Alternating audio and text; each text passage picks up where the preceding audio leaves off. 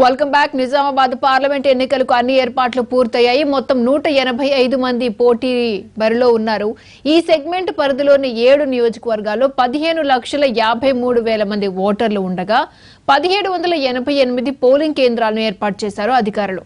ఎన్నికల ఏర్పాట్లపై మా ప్రతినిధి Mahender ground report. Nizamabad parliament ఎన్నికల దానికి సంబంధించి భారీ ఎత్తున ఏర్పాట్లు జరుగుతున్నాయి. నిజామాబాద్ పార్లమెంటు సెగ్మెంట్ పరిధిలోని 7 నియోజకవర్గాలకు సంబంధించి మొత్తం 15,20,000 మంది ఓటర్లు ఉండగా వీరి కోసం 1780 పోలింగ్ కేంద్రాలను ఏర్పాటు చేయడం జరిగింది. ఇప్పటికే పోలింగ్ కేంద్రాలకు సంబంధించి వారికి సిబ్బంది విధుల కేటాయింపు జరుగుతుంది. మనం ప్రస్తుతం డిస్ట్రిబ్యూషన్ కేంద్రం వద్ద ఉన్నాం. వారికి ఇప్పటికే విధుల కేటాయింపు అనేది చేస్తున్న పరిస్థితి కనబడుతుంది. ఎవరికి ఎక్కడ విధులు కేటాయించారన్న దానికి సంబంధించి కూడా సిబ్బంది వాళ్ళు వివరాలు చూస్తున్న పరిస్థితిగా ఉంది. ఎందుకంటే దేశవ్యాప్తంగా జరుగుతున్న ఎన్నికలు ఒకతోడైతే నిజామాబాద్ ఎన్నికకు ఒక ప్రత్యేకత ఉందని చెప్పుకోవాలి. ఎందుకంటే ఇక్కడ దేశ చరిత్రలో మొదటిసారి ఒక పోలింగ్ కేంద్రంలో 12 ఈవీఎంలను కంట్రోల్ యూనిట్కి అనుసంధానం చేసి మొదటిసారి ఎన్నిక నిర్వహిస్తున్న నేపథ్యంలో ఇప్పుడు దేశవ్యాప్తంగా అందరి చూపు నిజామాబాద్ వైపే ఉందని చెప్పుకోవాలి. ఎందుకంటే ఎన్నిక ఎలా జరుగుతుంది,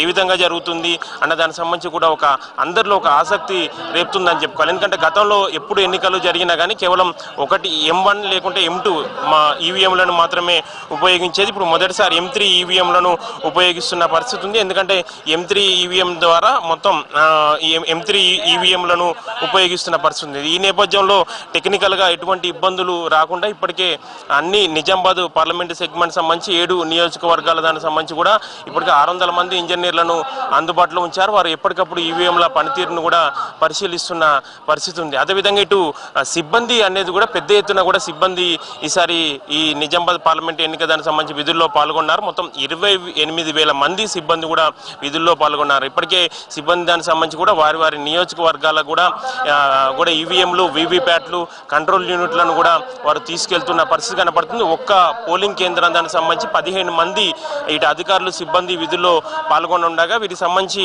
12 ఈవీఎంలు, ఒక కంట్రోల్ యూనిట్, అదేవిధంగా ఒక వీవీప్యాట్ కూడా వారికి ఇచ్చి పంపిస్తున్న పరిస్థితి ఉంది. ఎందుకంటే ఒక పోలింగ్ కేంద్రంలో 12 ఈవీఎంలు ఉంటాయి. ఇవి ఎల్ల ఆకారంలో కూడా వాటిని అమర్చుతారు. ఇందులో మొదటి ఈవీఎం నుంచి అదేవిధంగా 12 ఈవీఎం వరకు ఉంటుంది. ఈ 12 ఈవీఎం దానికి సంబంధించి కూడా మొత్తం ఒక ఈవీఎంలో 16 మంది అభ్యర్థుల దానికి సంబంధించి పేర్లు ఉంటాయి. అదేవిధంగా మొత్తం 12 ఈవీఎం దానికి సంబంధించి 185 మంది అభ్యర్థులు దానికి సంబంధించి వారి ఫోటోలు, అదేవిధంగా వారి పేర్లు, వారి గుర్తులను కూడా అందులో పొందుపరిచన్నారు. అయితే ప్రధానంగా పోలింగ్ శాతం అనేది ఏ మేర ఈసారి జరుగుతుందన్నదే ఒక ఆసక్తి రేపుతుంది. ఎందుకంటే గత ఎన్నికల 2014లో మనం చూసుకుంటే అక్కడ 2014లో 72% వరకు పోలింగ్ నమోదైంది. అయితే ఈసారి పోలింగ్ శాతం ఎంతవరకు నమోదవుతుంది అన్న దానికి సంబంధించి ఇప్పుడు సర్వత్రా ఉత్కంఠ ఉంది. ఎందుకంటే పోలింగ్ శాతం పెరిగితే ఇది అధికార పార్టీకి ఎక్కువగా మేలు జరిగే అవకాశం ఉంటుంది. అయితే 2014 ఎన్నికల్లో మనం చూస్తే అక్కడ అసెంబ్లీ అదేవిధంగా పార్లమెంట్ ఎన్నికలు రెండు ఒక్కసారి జరగడం వల్ల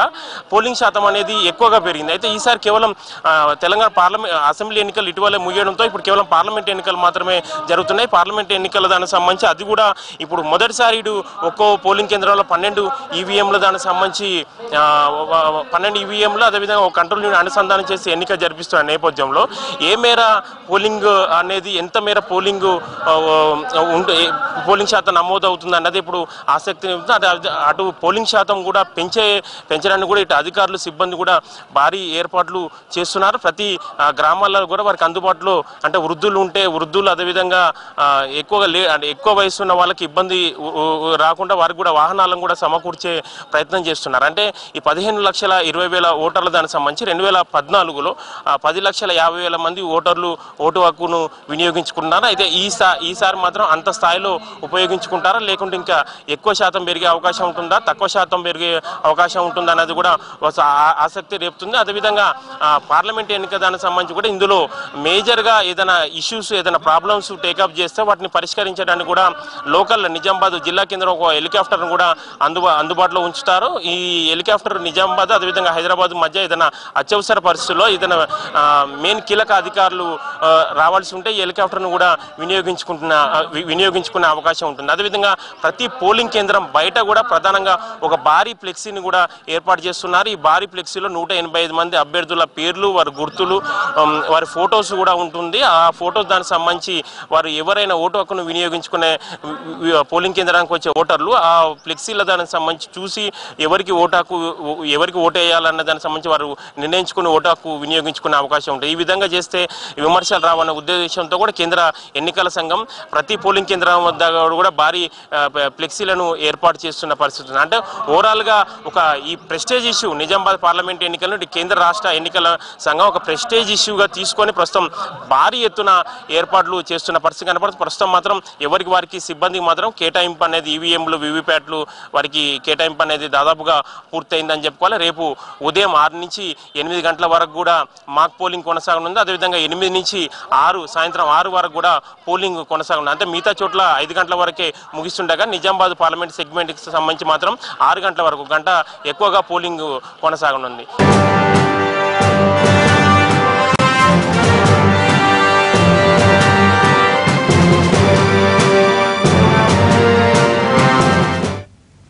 ఓటరు పోలింగ్ కేంద్రంలోకి వచ్చాక ఓటు హక్కు ఎలా వినియోగించుకోవాలి, 12 ఈవీఎంలలో గుర్తును ఎలా చూసుకోవాలి, ఎలా తెలుసుకోవాలి, వీవీప్యాట్లు ఎక్కడొస్తాయి?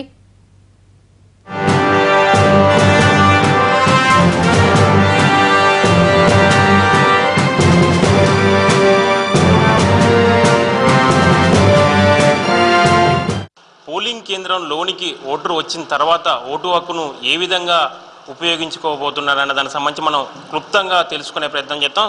మనం ప్రస్తుతం పోలింగ్ దానికి సంబంధించి ఇక్కడ చీఫ్ నోడల్ ఆఫీసర్ గారు అందుబాటులో ఉన్నారు. వారిని అడిగితే సార్ చెప్పండి, అంటే ఓటరు పోలింగ్ కేంద్రం లోనికి వచ్చిన తర్వాత వారు ఓటు హక్కు వినియోగించుకునేది ఏ విధంగా ఉంటుంది, కంట్రోల్ యూనిట్ ఎక్కడ ఉంటుంది, అదేవిధంగా ఈ బ్యాలెట్ యూనిట్స్, అదేవిధంగా వీవీప్యాట్స్ ఎక్కడ?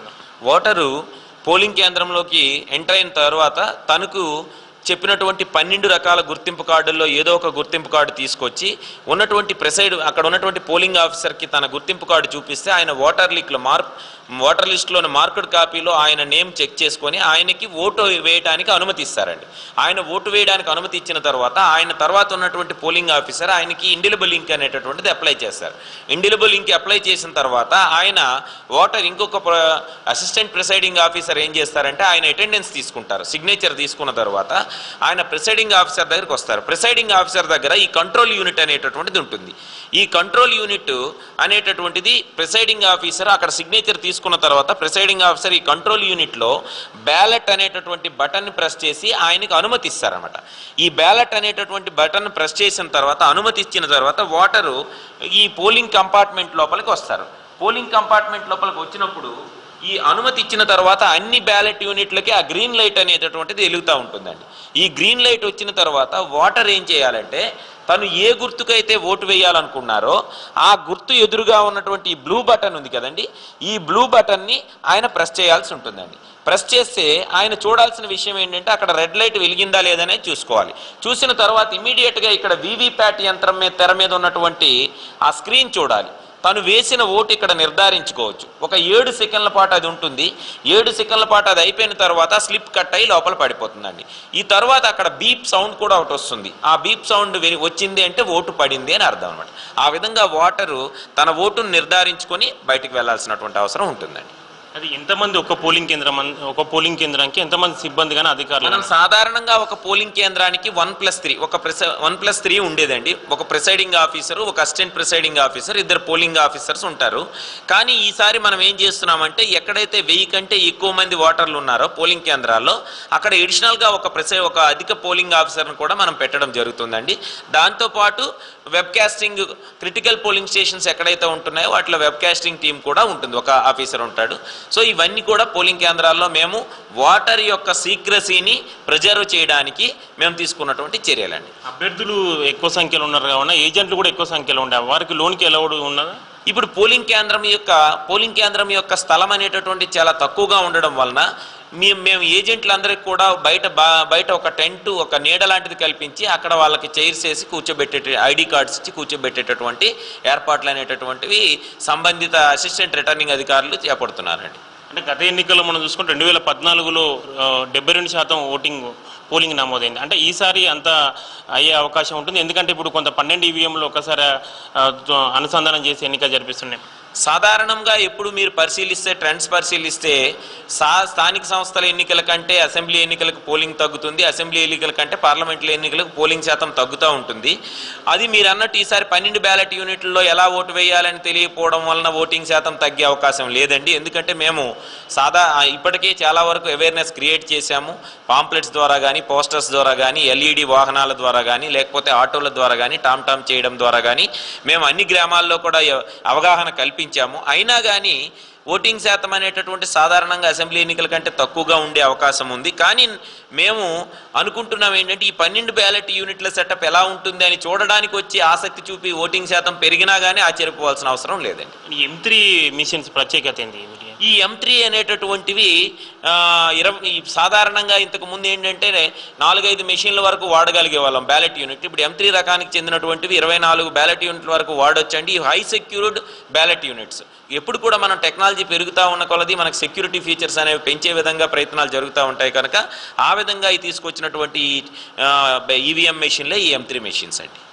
అదేవిధంగా హెలికాప్టర్ కూడా అత్యవసర పరిస్థితుల్లో ఉపయోగించుకునే అవకాశం ఉంటుందండి. అది ఎంతవరకు అనేది మాకు కూడా నిర్ధారణ లేదండి. కాకపోతే భారత ఎన్నికల సంఘము ప్రధాన ఎన్నికల అధికారి గారు ఒక హెలికాప్టర్ అనేటటువంటిది నిజామాబాద్ ఎన్నికల పర్పస్ కోసం అని ఉంచారనే విషయం సమాచారం అయితే ఉంది. కానీ అది వాళ్ళు వాడతారా లేదా అనేటటువంటి విషయాన్ని మేము ఇప్పుడే నిర్ధారించలేమండి. ఒకవేళ ప్రధాన ఎన్నికల అధికారి గారు ఏమైనా నిజామాబాద్ పార్లమెంటరీ ఎన్నికల నియోజకవర్గాన్ని పరిశీలించడానికి విచ్చేస్తే వాళ్ళు వచ్చినా రావచ్చండి. ప్రొఫెసర్ చెప్తుంది ప్రధానంగా ఓటు హక్కు వినియోగించుకోవడానికి ఓటర్లు లోనుకొచ్చిన క్రమంలో వాటికి ఎటువంటి ఇబ్బంది రాకుండా ఉండాలనే ఉద్దేశంతో అన్ని ఏర్పాట్లు చేశామని చెప్తున్నారు. అదేవిధంగా సాధారణంగా గతంలో జరిగిన ఎన్నికలకు సంబంధించి ఎప్పుడు ఓటు హక్కును వినియోగించుకుని కేవలం 30 సెకండ్లు మాత్రమే సమయం పట్టేది. ప్రస్తుతం 12 బ్యాలెట్ యూనిట్లను ఉపయోగిస్తున్న నేపథ్యంలో ఒక 10 నుంచి 15 సెకండ్ల వరకు మాత్రమే అదనంగా సమయం పడుతుందని కూడా చీఫ్ ఎలక్షన్ ఆఫీసర్ చెప్తున్న పరిస్థితి కనబడుతుంది.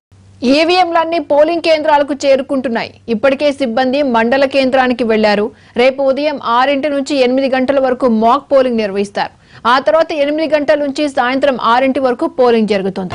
పోలింగ్ కి అన్ని ఏర్పాట్లు జరుగుతున్నాయి. ఇటు సిబ్బంది కూడా డిస్ట్రిబ్యూషన్ కేంద్రాల వద్దకు చేరుకొని కూడా వారికి సంబంధించిన విధులను కూడా కేటాయిస్తున్న పరిస్థితి కనబడుతుంది. నిజామాబాద్ పార్లమెంటు సెగ్మెంట్ సంబంధించి 7 నియోజకవర్గాల దానికి సంబంధించి మొత్తం 1780 పోలింగ్ కేంద్రాలను ఏర్పాటు చేయడం జరిగింది. ఇందులో నిజామాబాద్ జిల్లాకు సంబంధించి 5 కాన్స్టిట్యున్సీలకు సంబంధించి 1200 పోలింగ్ కేంద్రాలను ఏర్పాటు చేయగా జగిత్యాల జిల్లాలోని 2 కాన్స్టిట్యున్సీలకు సంబంధించి మరో 500 పోలింగ్ కేంద్రాలను ఏర్పాటు చేయడం జరిగింది. మొత్తం 1780 పోలింగ్ కేంద్రాల సంబంధించి కూడా వారికి విధుల కేటాయింపు అనేది జరుగుతుంది. సిబ్బంది మన ప్రస్తుతం డిస్ట్రిబ్యూషన్ కేంద్రం వద్ద ఉన్నాం. సిబ్బందికి సంబంధించి కూడా పెద్ద ఎత్తున సిబ్బంది ప్రస్తుతం డిస్ట్రిబ్యూషన్ కేంద్రాల వద్దకు చేరుకుంటున్నారు. వారికి సంబంధించిన విధులను కూడా అధికారులు కేటాయిస్తున్న పరిస్థితి కనపడుతుంది. అదేవిధంగా వీవీప్యాట్లు, ఈవీఎం దానికి సంబంధించి కూడా వారికి కేటాయింపు జరుగుతుంది. ప్రతి పోలింగ్ కేంద్రం దానికి సంబంధించి కూడా 12 ఈవీఎంలో ఒక వీవీప్యాట్, ఒక కంట్రోల్ యూనిట్ కూడా వారికి ఇస్తున్న పరిస్థితి కనపడుతుంది. అంటే ఒక్కో పోలింగ్ కేంద్రం దానికి సంబంధించి కూడా 15 మంది సిబ్బంది విధుల్లో పాల్గొన్నారు. ఇందులో 8 మంది అధికారులు ఉండగా మరో 7 కూడా సిబ్బంది విధుల్లో పాల్గొన్నారు. వీటికి సంబంధించి కూడా ఇప్పటికే అన్ని ఏర్పాట్లు చేస్తున్న పరిస్థితి కనపడుతుంది. రాష్ట్రంలో ఎక్కడ లేని విధంగా నిజామాబాద్ పార్లమెంట్ సెగ్మెంట్ సంబంధించి కూడా 28,000 మంది సిబ్బంది కూడా విధుల్లో పాల్గొన్నారు. ఇది ఒక రికార్డుగా చెప్పుకోవచ్చు. గతంలో ఇంత పెద్ద స్థాయిలో సిబ్బంది విధుల్లో పాల్గొన్న సందర్భాలు గతంలో ఎప్పుడూ లేవు. ఇదే మొదటిసారి అని చెప్పుకోవాలి. ఎందుకంటే నిజామాబాద్ పార్లమెంట్ సెగ్మెంట్ సంబంధించి కూడా 185 మంది అభ్యర్థులు బరిలో ఉన్న నేపథ్యంలో పెద్ద ఎత్తున సిబ్బంది అవసరం ఉంటుంది. దానిలో భాగంగానే కూడా సిబ్బంది కేటాయింపు అనేది పెద్ద ఎత్తున చేసిన పరిస్థితి కనబడుతుంది. మనం అదేవిధంగా ఇటు ఏర్పాట్ల దానికి సంబంధించి కూడా వారి సిబ్బంది తరలింపు దానికి సంబంధించిన విషయాల్లో కూడా పెద్ద ఎత్తున ఇటు బస్సెస్, ఆర్టీసీ బస్సెస్ కానీ ఇటు ప్రైవేట్ బస్సెస్లను అందుబాటులో ఉంచారు. మొత్తం 300 వరకు కూడా బస్సులు ప్రస్తుతం అందుబాటులో ఉంచారు. ఎందుకంటే సిబ్బందికి వారి నియోజకవర్గాల దానికి సంబంధించి వారికి కేటాయించిన పోలింగ్ కేంద్రాలకు వెళ్లాల్సి ఉంటుంది కావున వారికి ఎటువంటి ఇబ్బందులు రాకుండా కూడా ప్రత్యేకంగా బస్ సౌకర్యం కూడా కల్పిస్తున్న పరిస్థితి కనపడుతుంది. ప్రధానంగా డిస్ట్రిబ్యూషన్ ప్రక్రియ అనేది మిగతా చోట్ల కానీ ఇక్కడ ఇక్కడ కొంత ఎక్కువ ఆలస్యం అయ్యే అవకాశం ఉంటుంది. ఎందుకంటే పోలింగ్ కేంద్రాలు పెద్ద ఎత్తున అంటే 1780 పోలింగ్ కేంద్రాలు ఉండడం, అదేవిధంగా మిషన్ ప్రధానంగా ఒక్కో పోలింగ్ కేంద్రానికి 12 ఈవీఎంలు ఒక కంట్రోల్ యూనిట్ సంబంధించి అనుసంధానం చేస్తూ ఎన్నిక జరుగుతున్న నేపథ్యంలో ఎక్కడ ఇబ్బంది రావద్దన్న ఉద్దేశంతో కూడా ఇటు వారికి ప్రత్యేకంగా సిబ్బంది కూడా శిక్షణ కూడా ఇవ్వడం జరిగింది. ఆ శిక్షణ ఇచ్చిన తర్వాత కూడా వారికి ఈ ఈవీఎం దానికి సంబంధించి మొత్తం టోటల్గా 27,000 ఈవీఎంలను కూడా బ్యాలెట్ యూనిట్లను కూడా అందుబాటులో ఉంచారు. ఈ ప్రస్తుతం 1780 పోలింగ్ కేంద్రాలకు సంబంధించి 21,500 బ్యాలెట్ యూనిట్లు అవసరం ఉంటుంది. అదనంగా మరో 20% అంటే మరో 5,000 వరకు కూడా బ్యాలెట్ యూనిట్లను కూడా అందుబాటులో ఉంచారు. ఎందుకంటే ఒక్కో పోలింగ్ కేంద్రాల్లో 12 ఈవీఎంలతో పాటు ఒక కంట్రోల్ యూనిట్ అనుసంధానం చేసి ఎన్నిక జరిపిస్తున్న నేపథ్యంలో సాంకేతిక సమస్యలు వచ్చే అవకాశం ఉంటుంది. ఇందులో 12 ఈవీఎంలో దానికి సంబంధించి కూడా అందులో 1-2 ఈవీఎంలు ఏమైనా మొరాయించినా కానీ అదనంగా అదే ప్లేస్లో మరో ఈవీఎంను కూడా జత చేయన్నారు. దీనికి సంబంధించి కూడా అదనంగా 5,000 ఈవీఎంలను కూడా అందుబాటులో ఉంచిన పరిస్థితి ఉంది.